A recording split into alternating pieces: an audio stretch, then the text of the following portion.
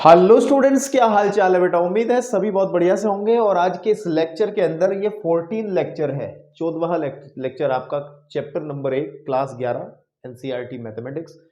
और आज हम लोग इस चैप्टर की अंतिम जो एक्सरसाइज है विविध प्रश्नावली के नाम से, उस पर बात करेंगे। और ये विविध प्रश्नावली, इसके अंदर कहने को तो कुछ नया नहीं है, यानी कि जो हमने टॉपिक्स पढ़े हैं, है ना, आपके पास में जो टॉपिक पढ़े हैं वो हम पढ़ चुके हैं, ये हम सब पढ़ चुके हैं, ठीक है, आपके पास में। लेकिन उन टॉपिक्स जो हमने पढ़े हैं, उपसमुच्चय को लेकर के, समुच्चय की बेसिक डेफिनेशन, यूनियन, इंटरसेक्शन, जितने भी टॉपिक्स, वेन डायग्राम, सब जो डिस्कस किए हैं वो अभी हमने सब सीख लिए हैं। लेकिन उनकी थोड़ी सी गहराइयों में जाने का मौका देती है ये एक्सरसाइज, ये प्रश्नावली, विविध प्रश्नावली। तो ये बहुत जरूरी प्रश्नावली है, इसको आप हल्के में लेकर के छोड़ने का प्रयास ना करें, क्योंकि इससे आपको बहुत सारी चीजें सीखने को मिलती हैं। और क्लास 11th में बच्चे कुछ थोड़ा सा गणित को हल्के में लेके चलते हैं, क्योंकि क्लास 12th बोर्ड की परीक्षा है। लेकिन बेटा आपको ये क्लियर कट बता दूं, क्लास 11th का मैथमेटिक्स बहुत ही बेसिक मैथमेटिक्स है, आपकी आगे की कक्षाओं के लिए भी, आपके भविष्य के लिए भी। अगर मैथमेटिक्स को लेकर के कुछ जिंदगी में करना चाहते हो तो क्लास 11th के मैथमेटिक्स को हल्के में लेकर के कभी काम नहीं चलेगा, ठीक है। तो उसके सारे चैप्टर्स को आपको बहुत अच्छे से देखना है। तो चलिए आज इस अध्याय की लास्ट एक्सरसाइज का पहला क्वेश्चन हम डिस्कस करते हैं। और एक बात, इसका कोई इंट्रोडक्शन हमने नहीं दिया है, इंट्रोडक्शन होगा भी नहीं इसका। इंट्रोडक्शन में हम कोई नई चीज नहीं बता सकते, क्योंकि सब बता चुके हैं ऑलरेडी। तो विविध प्रश्नावली के सीधे हमें क्वेश्चंस कर रहे हैं। क्वेश्चंस के अंदर ही कुछ पॉइंट्स आएंगे जो नोट्स के रूप में आपको लिखने पड़ेंगे, और मैं एक एक पॉइंट को अगर पहले ही मैं बताऊंगा, जो भी नोट अगर मैं लिखवाऊंगा, तो आपको लगेगा बहुत भारी चीज है। तो क्वेश्चन वाइज, है ना, जैसे ही प्रश्न आएगा उसमें जो भी नोट आएगा उसको मैं साथ साथ बताता चलूंगा, साथ साथ आपको नोट करना पड़ेगा, ठीक है। तो पहला क्वेश्चन ज्यादा कुछ ट्रिकी नहीं है, आसान है। और एक मिनट, जरा हमारी वायर थोड़ी फंस गई है, ठीक है, ओके। तो पहला क्वेश्चन बहुत आसान है, कह रहा है कि निम्नलिखित समुच्चयों में से कौन सा किसका उपसमुच्चय है, इसका निर्णय लें।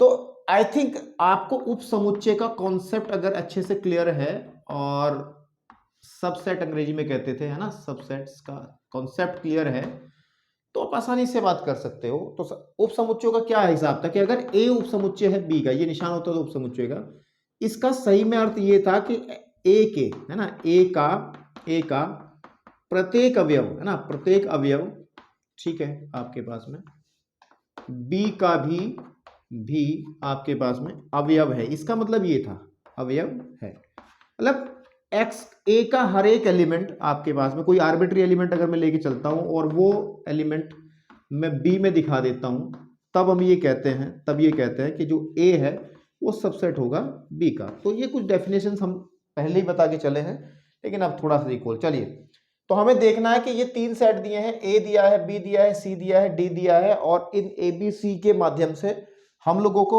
देखना है कौन किसका सेट है।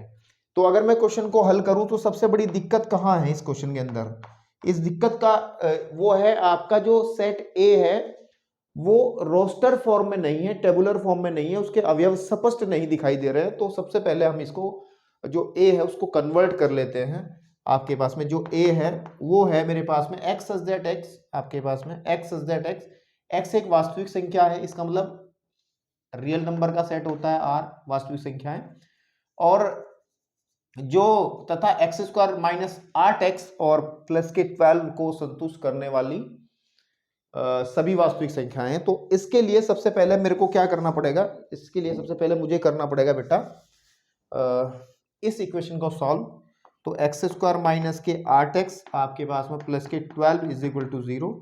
तो क्लास 10 में आप द्विघात समीकरण को गुणनखंड विधि से हल करते आए हैं। तो एक्स स्क्वायर 12 के टुकड़े जिन्हें जोड़ने पर 8 आता हो, तो 6x माइनस के 2x प्लस के 12 इज इक्वल टू 0। तो यहाँ पे x आ जाएगा, x माइनस के 6 माइनस 2, तो x माइनस के 6 इज इक्वल टू 0, और x minus 2 and x minus के 6 इज इक्वल टू 0। तो अगर यहां से देखें फाइनली हम x की वैल्यू 2 निकल कर जाएगी, तो 2 आ जाएगी, एक आपकी 6 आ जाएगी, ठीक है ना, 2 और 6। तो अगर ऐसा है तो फिर कैसा है, अगर ऐसा है तो कैसा है, तो फिर हम लोग कह सकते हैं जो ए होगा, उसके अंदर 2,6 वाले एलिमेंट्स आ जाएंगे, क्योंकि 2 भी एक वास्तविक संख्या, 6 भी एक वास्तविक संख्या, ये हो जाएगा। अब इस सवाल को देखना आसान है। बी जो है वो हमारा है 2,4,6, ठीक है ना, आपके पास में। और सी जो है ये आपके पास में है 2,4,6,8, और ये एक अपरिमित समुच्चय है, यानी कि फाइनाइट, आपके पास में फाइनाइट सेट है, ठीक है, आपके पास में। तो सी जो है वो एक अपरिमित समुच्चय आपको दिख रहा है, जिसके अंदर नंबर ऑफ एलिमेंट्स, अवयवों की संख्या फाइनाइट नहीं है। तो अब और डी जो दिया है, डी दिया है जिसके अंदर केवल एक ही एलिमेंट है, वो 6 है ना। तो अब ये निर्णय हमें लेना है, ये हमें डिसाइड करना है कि कौन किसका उपसमुच्चय है। तो तुलना करते हैं। सबसे पहले ए की इन सबसे तुलना करते हैं। तो नंबर 1 देखते हैं। सबसे पहले हम बात करते हैं कि ए और बी में। सबसे पहले मैं ए और बी की तुलना करता हूं। तो ए और बी देखो, क्या ए बी का उपसमुच्चय है? बिल्कुल है, ए बी का उपसमुच्चय है, ठीक है।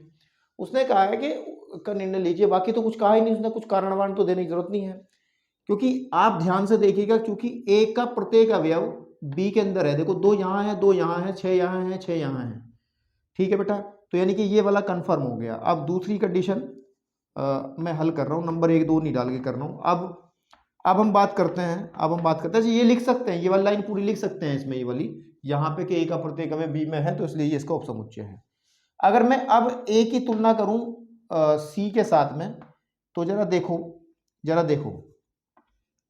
क्या ये सी का उपसमुच्चय है? ए 2 और 6 क्या सी में है? 2 और 6 बिल्कुल है, ये भी है। और उसके बाद अब मैं ए की तुलना करता हूं किससे? ए की तुलना करता हूं डी से, है ना। ए की तुलना करता हूं डी से, ठीक है, आपके पास में। तो जब ए की तुलना में डी से करूंगा, क्या ए का प्रत्येक अवयव डी में है? 2 है इसमें, 2 इसमें नहीं है, इसका मतलब नहीं है, ठीक है। नहीं तो आप इसका कारण देंगे, कारण देना पड़ेगा। कारण यह है कि जो 2 है आपके पास में, कारण जो होगा वो होगा जो 2 है वो ए का अवयव है, ठीक है नहीं, और 2 जो है ए का डी का अवयव नहीं है, तो इसलिए ये इसका उपसमुच्चय नहीं है, ठीक है। तो ये रहा इसका आई थिंक ए की तुलना हो गई। अब किसकी तुलना करते हैं? अब हम लोग तुलना करते हैं बी की बाकी सभी समुच्चयों से, ठीक है। बी की तुलना करते हैं बाकी सभी समुच्चयों से, ठीक है, ओके। तो जैसे देखें हम नाउ, ठीक है। अब जो हम अगर देखें कि जो बी है, बी और सी की देखते हैं, क्या बी सबसेट है सी का? क्या बी का प्रत्येक अवयव सी में है? 2 है, 2 है, 4 है, 4 है, 6 है, 6, बिल्कुल सही बात है। तो ये सत्य है आपके पास में, ये भी सही है। और अगर मैं देखूं बी क्या समुच्चय है, ठीक है, डी का क्या बी का प्रत्येक अवयव डी में है? नहीं है, बी का प्रत्येक अवयव डी में नहीं है, ओके। कारण दे सकते हैं, क्योंकि इसके अंदर 2 है, 2 यहां नहीं है, तो लिख देंगे कारण। अगर देना चाहें, कारण देना चाहें, तो वही कारण दे दो जो ऊपर दिया कि 2 एलिमेंट बी में हैं, लेकिन 2 जो है वो डी में नहीं है, ओके। चलिए अब बात करते हैं सी और डी की तुलना कर लेते हैं, क्योंकि बी की हो गई दोनों के साथ में, अब सी और डी की। अब अगर हम देखें कि जो सी है क्या वो उपसमुच्चय है डी का? क्या उपसमुच्चय डी का? चेक कर लो भाई। सी का तो कभी भी उपसमुच्चय नहीं हो, ये एकल समुच्चय, इसमें केवल एक ही अवयव है। क्या सी के तो इसमें होंगे ही नहीं होंगे, तो ये नहीं है, ये नहीं है। और कारण में हम यही देंगे, कारण में यही देंगे कि सी का ऐसे लिख देंगे प्रत्येक अवयव, ये लैंग्वेज लिखना है तो बढ़िया लगता है, प्रत्येक अवयव, ठीक है ना, अवयव, ठीक है नहीं, डी में नहीं है, ठीक है नहीं, डी में नहीं है। आप यहाँ पे भी जो कारण लिखा है उसमें ये लैंग्वेज इस्तेमाल की जा सकती है, कोई समस्या वाली बात नहीं है, तो थोड़ा और अच्छा फील होगा। अब ये तो हो गया, अब थोड़ा रिवर्स देखते हैं, थोड़ा सा रिवर्स देखते हैं। अब क्या डी जो है इन सबका उपसमुच्चय है? थोड़ा उल्टा चलते हैं नाउ, ठीक है, आपके पास में क्या डी जो है उपसमुच्चय है किसका? डी की तुलना करनी है ना, मैं रिवर्स भी तो करेंगे ना हम इस काम को, ठीक है। कि क्या डी सी का उपसमुच्चय है? बिल्कुल है, क्योंकि डी 6 इसमें केवल एक ही एलिमेंट है और वो इसमें विद्यमान है, ओके। फिर क्या डी बी का है? बिल्कुल डी बी का भी उपसमुच्चय है, चेक कर लो, 6 ही तो है, 6 इसमें आ गया। और डी जो है वो ए का भी उपसमुच्चय है, ठीक है ना आपके पास में। तो ये कहानी रही है इसके अंदर। फाइनल कहानी ये बनी, फाइनल कहानी बेटा ये बनी कि सबसे पहला हमारा नंबर 1 ए उपसमुच्चय बना बी का, ए उपसमुच्चय बना सी का, है ना आपके पास में। उपसमुच्चय का निशान थोड़ा सा लंबा करके बनाना है और सी को थोड़ा सा ऐसे करके बना देना है, ठीक है। फिर ए उपसमुच्चय नहीं है डी का, ये वाला पॉइंट आया इसमें। फिर बी उपसमुच्चय है सी का, ठीक है, ये पॉइंट आया हमारे पास में, ठीक है। और फिर उसके बाद में बी उपसमुच्चय नहीं है डी का, ये पॉइंट आया। फिर सी उपसमुच्चय नहीं है डी का, ये पॉइंट आया। उसके बाद में हमारे पास जो पॉइंट आया वो आया कि डी उपसमुच्चय है सी का, डी उपसमुच्चय है बी का और डी उपसमुच्चय है ए का। तो 1 2 3 4 5 6 7 8 9, तो 9 निर्णय हमने लिए हैं, 9 डिसीजन हमने लिए। तो ये रहा आपका पहला क्वेश्चन। चलिए बढ़ते हैं इसके नेक्स्ट और अगले क्वेश्चन की तरफ और बढ़िया बढ़िया बातें करते हैं। चलिए जी, अब आपकी स्क्रीन पे इस प्रश्नावली का दूसरा क्वेश्चन है और दूसरे क्वेश्चन में क्या कह रहा है, इसमें थोड़ा सोचना और विचारना पड़ेगा हमें। कह रहे ज्ञात कीजिए कि निम्नलिखित में से प्रत्येक कथन सत्य है या असत्य है। तो एक तो ट्रू फॉल्स देखने, ट्रू फॉल्स वाले बड़े आसान होते हैं, लेकिन तब तक आसान होते हैं जब तक आपको सत्य और असत्य की पहचान करने का तरीका पता हो, ठीक है ना। ये गणित का सवाल है तो सत्य सत्य थोड़ा सा सोचने लायक होगा। फिर कह रहे यदि सत्य है तो उसे सिद्ध करके दिखाओ, ठीक है। मतलब ये बात मुझे कुछ अजीब लग रही है, सत्य को सिद्ध कहाँ किया जा सकता है। सत्य तो सत्य होता है लेकिन सिद्ध करा जाएगा, गणित में ऐसे काम होते हैं। किसी को कहेंगे सिद्ध करके दिखाओ कि ये चीज सत्य है, तो सत्य होती है ना, लेकिन गणित के अंदर सत्य को सत्य सिद्ध करने के तरीके होते हैं जो हम करेंगे अभी, देखिए।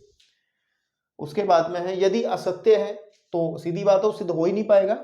तो असत्य है तो एक उदाहरण हमें देना पड़ेगा इसको असत्य दिखाने के लिए। तो एक एक करके हम लोग बात करते हैं। सवाल यहाँ पे हमने लिख दिया है इतना, और जो बाकी जगह है हम लोग इस सवाल को हल करने में यूज में लाएंगे, ठीक है।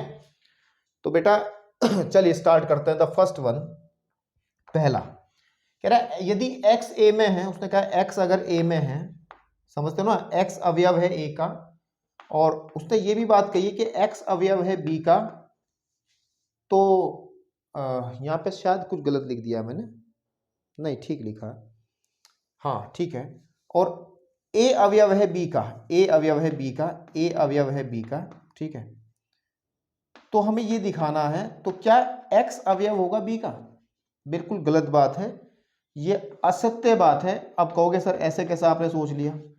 इस सोचने के लिए मैंने बहुत पढ़ा है, मैथमेटिक्स पढ़ा है, तो आपसे तो बड़ा ही हूं तो सोच सकता हूं, लेकिन इसको असत्य सिद्ध तो इसको मैं उदाहरण के द्वारा मैं बताऊंगा क्यों है ये।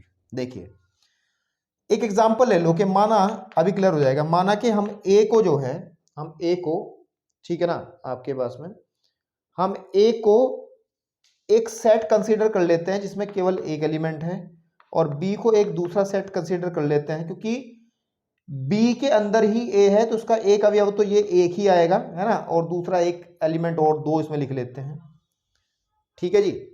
अब आप देखो यहां से ध्यान से, अब आप देखो जो 1 है वो a में तो है, 1 है वो a में है, और तथा ध्यान दें 1 जो है b में है क्या? b में है, b में 1 है लेकिन एक समुच्चय के अंदर है, समुच्चय के रूप में है। ध्यान से समझना इस बात को। 1 b में तब होता अगर b इस तरीके का होता हमारे पास में कि यहां 1 हो गया, ठीक है नहीं, और ये 1 हो गया, ये 2 हो गया, तो ये वाला 1 फ्री वाला 1, मतलब ये बंडल में बंधा हुआ नहीं, बंधन में बंधा हुआ 1 नहीं चाहिए, एक बिल्कुल स्वतंत्र 1 चाहिए था जो कि इसके अंदर नहीं है। आप कहोगे गुरुजी लिख दो इसमें, हाँ बिल्कुल सही कह रहे हो, लिख सकते हैं इसमें 1, हम मान ही तो रहे, मान लेंगे, लेकिन हमें एक ऐसा उदाहरण देना है जो इसको फॉल्स करता हो। इसको सत्य करने के लिए तो बहुत लोग, बहुत एग्जांपल्स आ जाएंगे, लेकिन हमें वो एग्जांपल देना जो इसको असत्य साबित करता हो। समझ में आ रही है बात? तो हमने वही पकड़ा है, जब हमें फॉल्स लग रहा है हमने वही पकड़ा है। तो अगर x एलिमेंट a में है और a b के अंदर है, तो x कभी भी b के अंदर, मतलब x b के अंदर हो भी सकता है और नहीं भी हो सकता है। अगर ओवरऑल देखें तो ये असत्य बात रहेगी।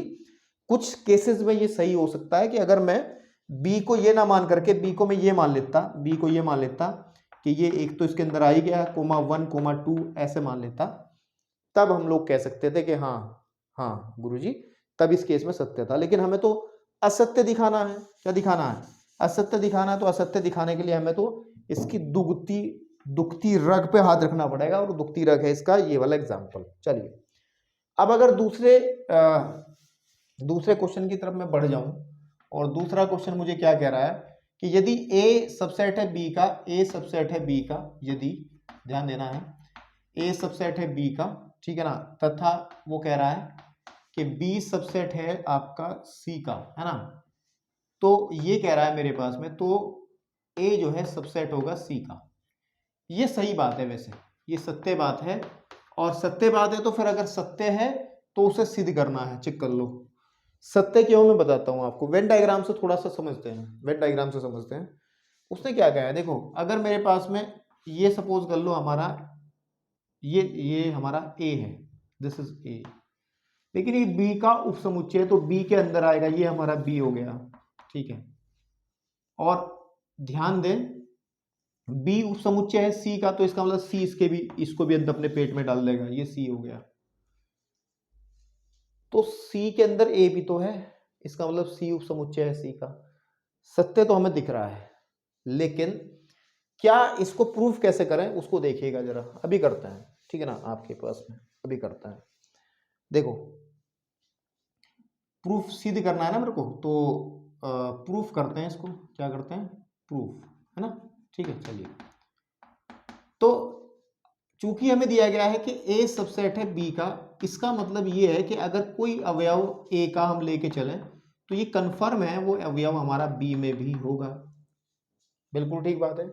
ये डेफिनेशन होती है उपसमुच्चय की, और दोनों तरफ होती है कि अगर ए उपसमुच्चय है बी का तो ए का प्रत्येक अवयव बी के अंदर भी होगा। या अगर कोई भी आर्बिट्री मतलब कोई भी ऐच्छिक अवयव हम लेके चलें ए के अंदर से, वो कंफर्म सी बात है वो बी में भी मिल जाएगा। भाई अगर मैं ए एग्जाम्पल छोटा सा लेके चलूं 1,2 है, और हमारा बी एग्जाम्पल लेके चलता हूं मैं 1, 2 एंड 3 है, तो हम देख रहे हैं कि ए सबसेट है बी का, इसके हिसाब से देख पा रहे हैं। लेकिन क्या है इससे हमें क्या रिजल्ट मिल रहा है कि इसका अगर 1 को उठाएं, 1 इसमें है ना, 1 अगर ए में है तो इसका मतलब है कि 1 बी में भी होगा। ऐसा नहीं होगा कि ये कट जाएगा, 100% होगा, ठीक है ना। तो वही मैं बात लिखी है ऊपर, उससे ज्यादा कुछ बात नहीं लिखी है, ठीक है ना, आपके पास में। ओके चलिए, तथा एक बात और हमें दी गई है कि B जो है वो सबसेट है C का, तो इसका मतलब इंप्लाइज एंड इंप्लाइज बैक, दोनों तरफ से ये बात सत्य है कि अगर कोई एलिमेंट X हम B में लेके चलते हैं तो वही एलिमेंट आपका फिर C में भी दिखाई देगा, ठीक है नहीं। अगर इन दोनों कंडीशंस को कंबाइंड करते हैं तब हम ये कह सकते हैं कि X एलिमेंट A में है, देख लो, दिस इंप्लाइज X एलिमेंट हमने यहां भी देखा C में भी है, बिल्कुल ठीक बात है, वही एलिमेंट। तो ये तब हम ये कह सकते हैं, तो दिस इंप्लाइज बैक, तो ए जो है वो सबसेट है सी का, ठीक है ना। तो इसको प्रूव करने के लिए आप इन चंद लाइनों का इस्तेमाल करोगे, जो कि आपके लिए कतई बिल्कुल नई चीज है, क्योंकि आपने अब तक किसी भी सवाल को इस तरीके से प्रूफ नहीं किया होगा, आपने उदाहरण लेकर के प्रूफ किया होगा। इस विधि को हम लोग कहते हैं तर्क विधि, और तर्क विधि ही इस एक्सरसाइज में आप छाई रहेगी, और इसको अंग्रेजी में लॉजिकल मेथड भी कहते हैं, ठीक है ना, लॉजिकल मेथड। लेकिन इसमें सोचना पड़ता है, और सोच तब आप पाओगे जब आपको डेफिनेशंस जो हमने आपको चैप्टर्स के अंदर बारीक बारीक बातें बताई हैं, बड़ी छोटी छोटी बातें, उपसमुच्चय, पूरक समुच्चय, अंतर, यूनियन, इंटरसेक्शन, ठीक है, वो सब अगर आपको पता होंगे, उनकी डेफिनेशंस पता होंगी, उनके खास बातें पता होंगी, तब जाके आप इस तर्क विधि के अंदर आप तर्क कर पाओगे। नहीं तो भाई फिर रटोगे इस चीज को, रटने से ये कभी आज तक किसी से आई नहीं है, जबकि डर पैदा होता रहा है। चलिए थर्ड क्वेश्चन की तरफ चलेंगे। थर्ड क्वेश्चन कह रहा है कि यदि ए उपसमुच्चय है बी का, उसने कहा है कि यदि ए उपसमुच्चय है बी का, और तथा उसने कहा है कि बी उपसमुच्चय है सी का। अरे थर्ड तो मैंने कर दिया, शायद मैंने क्या कर दिया ये, अच्छा अच्छा अच्छा अच्छा, तो I think I have made a mistake, तो मैंने ये थर्ड वाला कर दिया वहां। तो चलो अब सेकंड वाला कर देते हैं, इस वाले को थर्ड है, ये थर्ड है, कोई बात नहीं भाई, ये सेकंड है। अभी तो कहना बेटी बाप की घर ही है, कुछ ही कर लो, कोई दिक्कत नहीं है। तो तो ए इसको हटाओ, अब तो वही लिखा जाएगा ना पूरा, ठीक है। अब कह रहा है हमारे पास में कि ए सबसेट है बी का, है ना, आपके पास में ए सबसेट है बी का, और तथा हमें कहा गया है कि बी जो है पूरा पूरा सी के अंदर आ जाता है, तो वो कह रहा है कि ए जो है वो भी सी के अंदर आ जाएगा। इस बात को अगर मैं लॉजिकली सोचूं तो बेटा ये थर्ड वाला जो है, सेकंड वाला जो है, वो बिल्कुल और बिल्कुल फॉल्स है, बिल्कुल बिल्कुल फॉल्स है। फॉल्स क्यों है कि ए के अंदर बी है, तो हम इसको यहां पे मैं असत्य लिख दे रहा हूं, मुझे असत्य पता है, लेकिन आपको बताना है कैसे असत्य है, तो उसका उदाहरण एक देते हैं। उदाहरण यहां दे कहते हैं उदाहरण।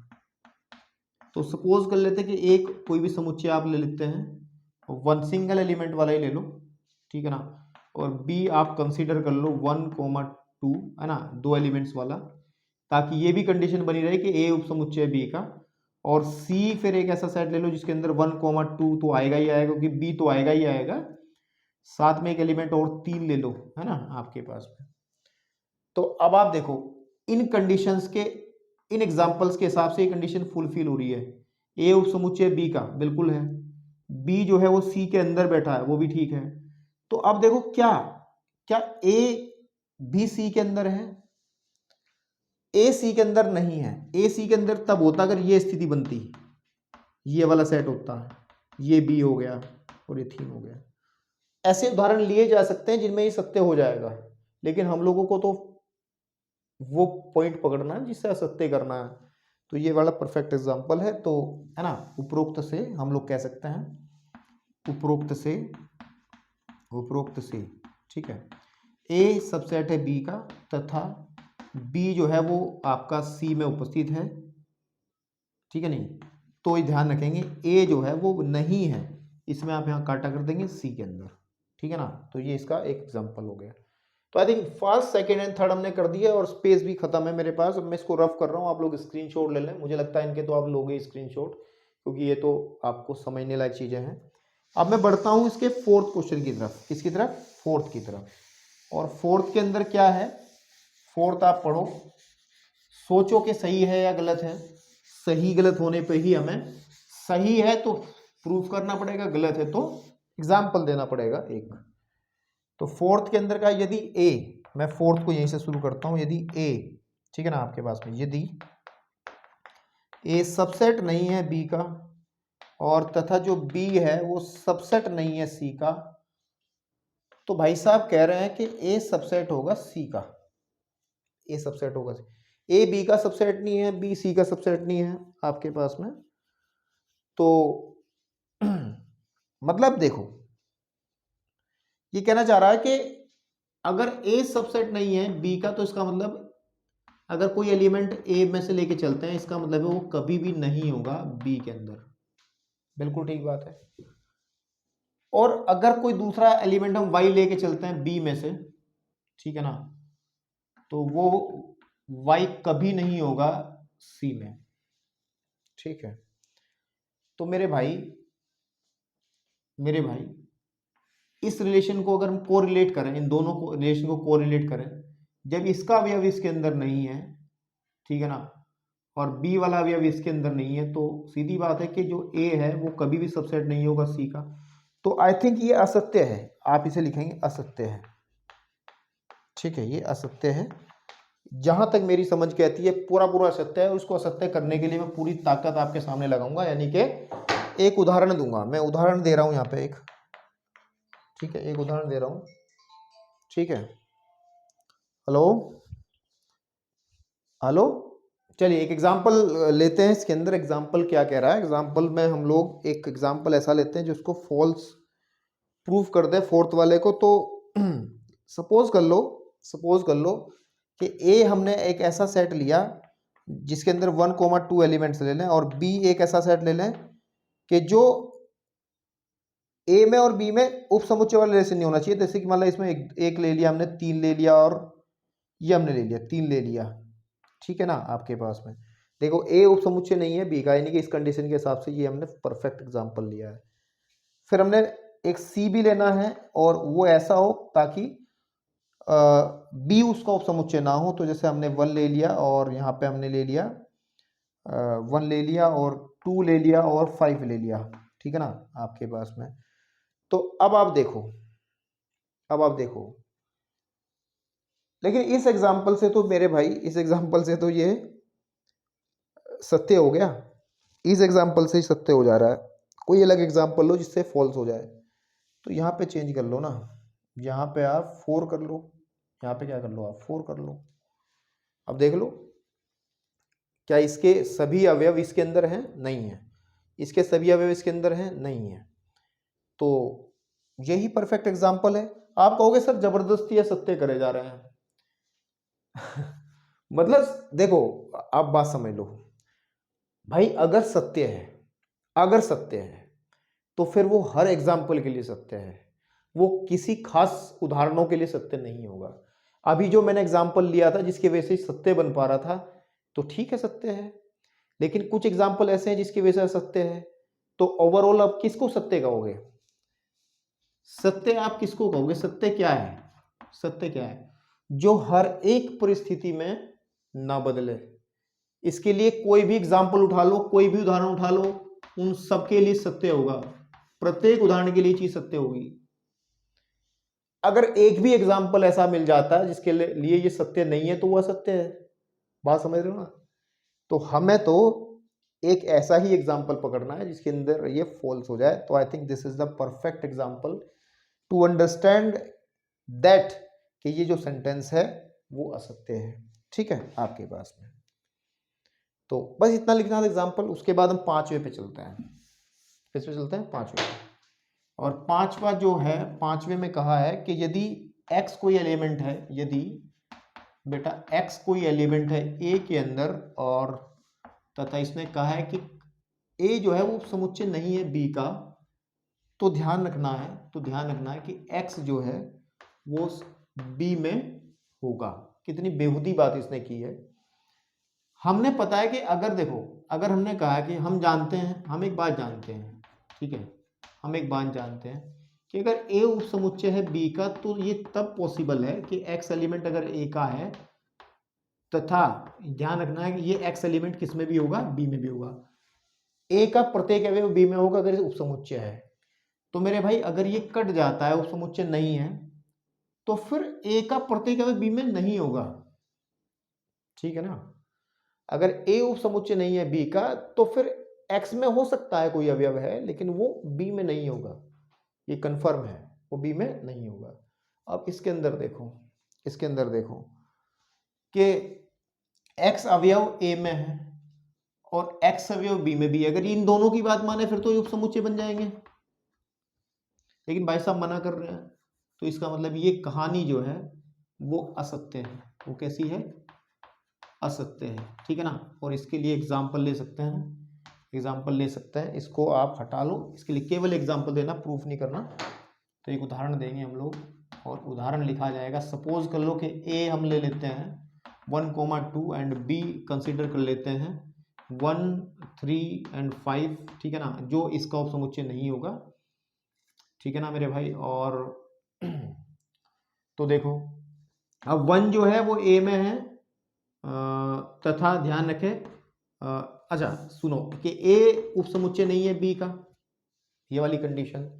और आप देख पा रहे हैं कि जो x जो हमारा 1 है वो a में तो है, तथा 1 जो है b में भी है। इस एग्जाम्पल के लिहाज से तो ये ट्रू हो जा रहा है, लेकिन फॉल्स बनाना ना, हम तो झूठ बनाने पे तुल रहे हैं इसके, है ना? कि अगर सत्य होगा तो फिर हर एक में सत्य होगा। तो मेरे भाई अगर मैं इस 1 की जगह एक दूसरे एलिमेंट को उठा लूं, 2 को, 2 a में है लेकिन 2 b में नहीं है। ठीक है ना आपके पास में? ठीक है नहीं? चूंकि यदि, ठीक है ना, तब ये बात हो सकती है। This is the perfect example for this question. ठीक है? तो ये 5th था हमारा। अब बढ़ते हैं 6 की तरफ और आगे की तरफ ऐसे ही खत्म करते हैं। ए उप समुच्चय है बी का, यदि आपके पास में ए उप समुच्चय है बी का, ठीक है, तथा x एलिमेंट बी में नहीं है, तथा x जो एलिमेंट है वो बी के अंदर नहीं है, तो ध्यान रहना है कि x एलिमेंट ए में भी नहीं होगा, सॉरी ए में होगा। तो इस कहानी को अगर हम देखें, इस कहानी को हम देखें तो ये सत्य है। इसको असत्य करने वाला कोई एग्जाम्पल आपको मिलेगा नहीं, ठीक है। अभी चर्चा करते हैं, पहले इसको सत्य बोल देते हैं। ये मेरी तरफ से सत्य बोला गया है, आप लोग अब समझेंगे। एग्जाम्पल लेता हूं, पहले मैं एग्जाम्पल लेकर के आपको बताता हूं कि अगर मैं a की वैल्यू 1,2 लेता हूं और b की वैल्यू में लेता हूं 1, 2 एंड 3, तो फुलफिल होती है कंडीशंस। देखो, अगर a उपसमुच्चय b का जो कि साफ साफ हमें दिखाई दे रहा है, अब 1 इसमें भी है, 1 इसमें भी, 2 इसमें भी है, 2 इसमें भी है, लेकिन ध्यान दो जो 3 है वो b में नहीं है नहीं, ऐसा एलिमेंट जो b में नहीं है, जो b में नहीं है। मैंने क्वेश्चन कुछ गलत लिख दिया क्या? मैंने क्वेश्चन कुछ गलत लिख दिया क्या? एक मिनट, मैंने गलत क्वेश्चन लिखा है, वेट करो वेट करो वेट करो वेट करो, मैं जरा इसको करेक्शन, हाँ, करेक्शन जो हुई है बेटा, करेक्शन वो हमने लिखने में की थी। भाई साहब कह रहे हैं कि x में है, b में है और इसमें नहीं है, तो मैं इस चक्कर में कंफ्यूज हो गया, तो कोई बात नहीं, इसको हम लोग यहां भी कट कर दी। तो बात सत्य है, सीधी बात है। अगर a b का उपसमुच्चय है और कोई भी अवयव b में नहीं है तो कंफर्म है वो a में भी नहीं होगा, है ना आपके पास में। तब ध्यान दें, इसको प्रूफ करना है, हमें सिद्ध करना है, तो डेफिनेशन से प्रूफ कर लेते हैं। क्योंकि हमें एक बात पता है कि अगर a उपसमुच्चय होगा b का, अगर a उपसमुच्चय होगा b का, यार एक तो कोल्स ने बड़ा परेशान कर रखा है, ठीक है भैया। तो अब डेफिनेशन क्या कहती है कि अगर हमारे पास a उपसमुच्चय b का, तो ये होता है कि x एलिमेंट a का और x एलिमेंट वो b में भी चला जाएगा, यानी कि a का प्रत्येक अवयव b में होगा। सेंटेंस का मतलब ये है, और इसीलिए हम ये भी कह सकते हैं, इसका विपरीत भी कह सकते हैं, अगर ये उपसमुच्चय नहीं है इसका b का, तो सिंप्लाइज, तो x एलिमेंट अगर a में नहीं है तो सिंप्लाइज कन्फर्म है वो एलिमेंट आपका b में भी नहीं होगा, ठीक है आपके पास में। या इसको रिवर्स भी किया जा सकता है, यहाँ पे b लगा सकते हैं, यहाँ पे a लगा सकते हैं, कि अगर एलिमेंट कोई b में नहीं है तो वो a में तो कंफर्म होगा ही नहीं होगा। तो दैट्स ऑल ओवर, इसमें ज़्यादा दिमाग मत लगाओ। अब इतना हो गया हमारा, अब बढ़ते हैं इसके तीसरे क्वेश्चन की तरफ। और तीसरा क्वेश्चन क्या कहना चाह रहा है, चलिए बेटा, अब आपकी स्क्रीन पे आ रहे हैं दमदार क्वेश्चन, और इस एक्सरसाइज की जो दमदार क्वेश्चन शुरुआत होती है वो अब से होती है, और इन सभी क्वेश्चंस को हम लोग तर्क विधि से प्रूव करेंगे। किससे करेंगे? तर्क विधि से। और तर्क विधि का मतलब है कि हम लोग a इक्वल टू कुछ मान के, या b इक्वल टू कुछ मान के, या c इक्वल टू कुछ मान करके एक साधारण प्रूफ नहीं देंगे, हम एक लिखने वाला और डेफिनेशन को इस्तेमाल करते हुए जो चीजें हमने सीखी उसके इस्तेमाल से बेहतरीन तरीके से इसका प्रूफ देंगे। कैसे देना है देखो मैं बताता हूं आपको। क्या रहा है, उसने कहा है हमें कि अगर ABC 3 ऐसे समुच्चय हैं जिनके अंदर A यूनियन B जो है, A यूनियन B जो है वो बराबर हो A यूनियन C के, ठीक है ना। इन दो समुच्चयों का यूनियन उसके समुच्चय के बराबर है। साथ ही साथ एक कंडीशन और दी है कि इनका इंटरसेक्शन भी बराबर है। तो भाई हमें दिखाना है कि B और C में कोई अंतर नहीं है, फिर B और C बराबर है। देखिए इसको करने का तरीका, आप ध्यान देंगे कि मैं क्या कर रहा हूं कि A union B is equal to, आपके पास में है A यूनियन C, तो मैं दोनों साइड में मैं इंटरसेक्शन कर दे रहा हूं C से, आप कहोगे ये क्या बला है, आज तक तो ऐसा काम किया नहीं आपने, आज क्या कर दिया, ठीक है ना, आज क्यों कर दिया? क्योंकि मेरे को यार B इक्वल टू सी करना है, तो B को एक समुच्चय और C को एक अलग समुच्चय दिखाना पड़ेगा। आप देखो ऐसा करने की वजह बताता हूं आपको। इस वाले आप साइड पे नजर डालें और वेन डायग्राम से थोड़ी सी बात क्लियर करने की कोशिश करें। सपोज कर लो ये मेरा A है, ये मेरा C है, ये A है और ये C है। तो मेरे भाई A यूनियन B वाला पोर्शन कितना होगा, A यूनियन C वाला पोर्शन पूरा कितना होगा, ये होगा ना, ये पूरा जो है, ठीक है, आपके पास में होगा नहीं होगा? अब ध्यान दो, अगर मैं इस पूरे की इंटरसेक्शन इस सी के साथ में करूं तो क्या रिजल्ट मिलेगा? सोच लो ना। इस पूरे की इंटरसेक्शन मतलब समझ रहे हो ना, ये पूरा जो एरिया है ना आपके पास में, इस पूरे एरिया के अंदर और सी जो आपका सेट है, इस सी सेट को के अंदर क्या कॉमन है? तो सी ही तो कॉमन है, तो इसको हम लोग क्या कह सकते हैं? ए यूनियन बी आपके पास में intersection C is equal to, इसको हम सी कह सकते हैं। अभी कुछ बच्चे अभी भी नहीं समझे होंगे कि how can you prove this, आप इसको कैसे सी कह सकते हो। अगर किसी ने वेन डायग्राम को गहराई से देखा होगा तो वो समझ गया होगा, लेकिन चलिए हम प्रयास करते हैं एक और। तो मैं क्या करता हूँ, एक बार और प्रयास करता हूँ। सपोज कर लो मेरे पास में ये ए है और ये सी है, ये ए है और ये सी है। तो अगर मैं यहां पर ए यूनियन सी का एक वेन डायग्राम बनाऊं, आपके पास में यूनिवर्सल है, तो इसमें मैं सीधी लाइन से ऐसे बना दे रहा हूं, यानी कि जो ए यूनियन सी वाला हिस्सा है उसको मैं सीधी लाइन से ऐसे डिनोट कर दे रहा हूं। बात मेरी समझ में आ रही है आपको? ये पूरा एरिया डिनोट करेगा, ये पूरा एरिया प्रदर्शन करेगा किसका? ए यूनियन सी का, ठीक है ना। और अगर मैं केवल सी का एक डायग्राम बनाऊं आपके सामने, वेन डायग्राम, तो उसमें केवल मैं सी को दिखाऊंगा, ठीक है ना। आपके पास में ये ऐसे कर लेते हैं, ए और सी दोनों को दिखाते हैं। तो अगर मैं केवल सी का वेन डायग्राम बनाऊं जिसमें ए भी दिखाई देता हो और ये भी दिखाई देता हो, ये ए है और ये सी है, तो सी को दिखाने के लिए हम लोग केवल सी वाले पोर्शन को ही लाइन क्रॉस करेंगे इसके अंदर, ठीक है ना। बात समझ रहे हो? अरे यार क्या बात कर रहा हूँ यार, मैं कितना घटिया काम किया है मैंने ऐसे। तो अब हमें क्या करना है? अब हमें इन दोनों का इंटरसेक्शन करना है कि ए यूनियन सी का इंटरसेक्शन करना है सी के साथ में। तो अब फाइनल चित्र क्या बनेगा? आप ध्यान से देखना, मैं यही लेके जाना चाह रहा हूं। जब मैं इस चित्र के ऊपर इस चित्र को रखूंगा तो एक ऐसा एरिया मिलेगा जिसमें दोनों लाइंस होंगी, खड़ी वाली लाइंस भी, ऊर्ध्वाधर रेखाएं भी आएंगी और क्षैतिज रेखाएं भी आएंगी। वही हमारा ए यूनियन सी का इंटरसेक्शन, सी के साथ इंटरसेक्शन होगा। तो जब मैं इसको बनाऊंगा तो अगर आप लोग सही मेरे साथ में जुड़े हों उस समय, तो ये ए है और ये सी है, ये यूनियन सेट है, सॉरी यूनिवर्सल सेट है, यूनिवर्सल सार्वत्रिक समुच्चय है।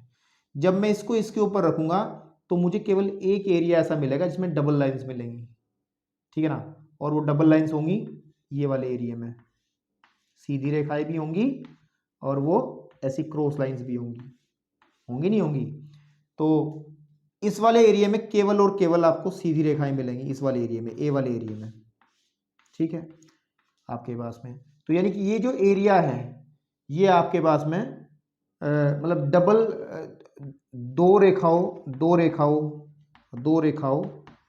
या फिर ऊर्ध्वाधर तथा दो रेखाओं, कौन कौन सी रेखाओं? एक ऊर्ध्वाधर है, ऊर्ध्वाधर तथा अक्षैतिज रेखाओं,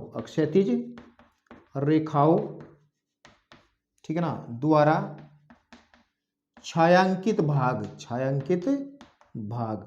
और अगर आप देख पाओ जिस एरिया में डबल लाइंस है वो एरिया केवल सी का एरिया है, इसका मतलब ये पोर्शन सी के बराबर है, चेक कर लो, ठीक है।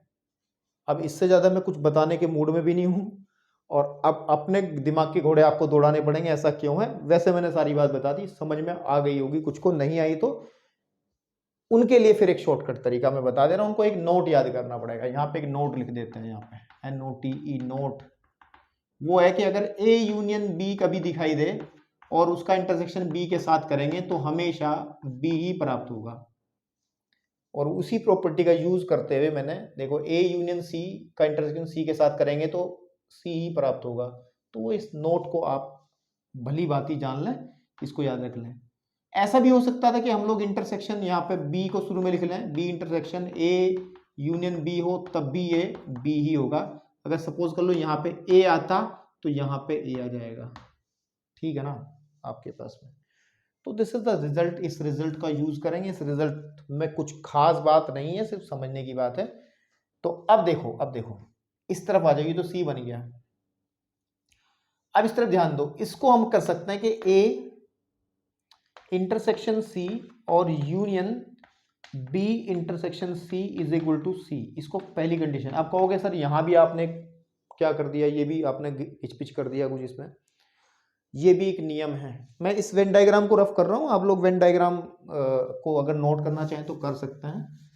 इसके लिए भी एक नियम होता है जिसको कहते हैं हम लोग वितरण नियम, जो हमने बता के चले पिछली एक्सरसाइज में। नहीं आपको याद है तो याद रख लो, नोट नंबर 2, ये नोट नंबर 1 था, और वो होता है वितरण नियम। वितरण नियम, और वितरण नियम ये कहता है आपके पास में कि जैसे ए यूनियन बी है और उसका इंटरसेक्शन सी के साथ में है, या शुरुआत में भी हो सकता है, तो वो हो जाएगा A intersection C union A intersection B intersection C, B intersection C.